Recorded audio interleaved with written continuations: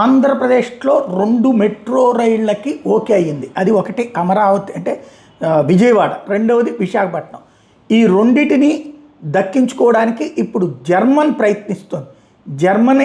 German ambassador Philip ఆక్మెన్ తాజాగా ఆంధ్రప్రదేశ్ గురించి కీలకమైన వ్యాఖ్యలు చేశారు. ఆంధ్రప్రదేశ్లో మంచి బిజినెస్ పొటెన్షియల్ ఉంది. ఆంధ్రప్రదేశ్ ప్రభుత్వంతో సంప్రదింపులకు మేము సిద్ధపడుతున్నాం. మెట్రో రైల్ ప్రాజెక్ట్ అమరావతి విశాఖపట్నంది మేము నిర్వహించడానికి సిద్ధంగా ఉన్నాం అన్నటువంటి ప్రతిపాదన బహిరంగంగా చేసుకొచ్చారు.